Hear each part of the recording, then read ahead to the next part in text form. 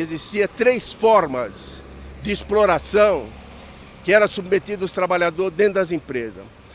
A primeira forma de exploração era o revezamento em turnos, né? Ele não tem mais uma forma dele poder descansar, dele se alimentar. O outro tipo de exploração era o excesso de hora extra. A terceira forma de exploração também era a intensificação do ritmo de trabalho, né? As greves de 78, 79 e 80 melhoraram as condições de trabalho dos metalúrgicos do ABC. Pela primeira vez, em pleno regime militar, os patrões foram obrigados a negociar com os empregados. Mas a legislação trabalhista, herança de Getúlio Vargas, continuou praticamente a mesma de 40 anos antes. O 13º salário, férias e descanso semanal já eram previstos. A multa de 40% sobre o saldo do FGTS em caso de demissão imotivada já existia desde os anos 60. Tudo isso significa custos para o empregador, que cada vez mais procura alternativas, inclusive com a ajuda da tecnologia. Máquinas no lugar de homens. Se na década de 50 a mão de obra abundante atraía empresas para o ABC paulista, hoje a situação é outra. E o número de metalúrgicos é de apenas 1/3 do que era na época das greves lideradas por Lula.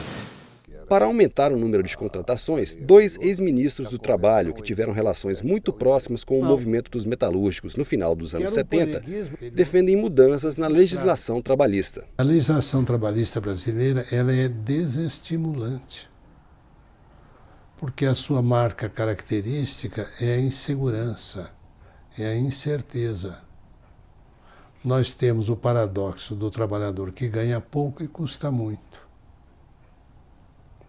E nós temos, não é, a situação surrealista do recibo de quitação, que o cidadão recebe, quita, mas o seu documento não tem valor algum. O sistema é ruim, por exemplo, para quem emprega muito, como a indústria têxtil, a indústria de vestuário, que são indústrias que empregam muitas pessoas, mas para elas o custo da folha de pagamento é elevado também e principalmente por causa dos encargos.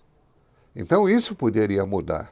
Mas que mudanças poderiam diminuir o custo do emprego e ao mesmo tempo manter os direitos dos trabalhadores? É claro que a gente não pode também querer uma flexibilização total, mas eu acho que sem dúvida o caminho é pela flexibilização. Flexibilizar a legislação trabalhista não é uma proposta consensual. Entre os sindicalistas, há quem aceite mudanças em tempos de crise para aumentar o número de empregos. Mas a maioria vê as propostas com desconfiança e acena com alternativas, como a redução da jornada de trabalho, proposta já aprovada em uma comissão especial da Câmara. Precisava ter respeitando o direito dos trabalhadores, não tirando deles os seus direitos conquistados, mas ter alguma brecha em algum momento para, num momento de crise, nós temos um instrumento que não seja só do empregador e não seja só e nem seja só do governo. Flexibilizar a CLT seria um deles?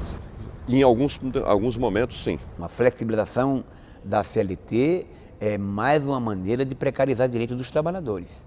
Aliás, só falam nisso em época de crise. Sempre buscam tirar dos trabalhadores, porque infelizmente flexibilizar significa reduzir direitos aqui no nosso país. Esse sindicato sempre resistiu. Vivemos muitas crises ao longo desses anos todos.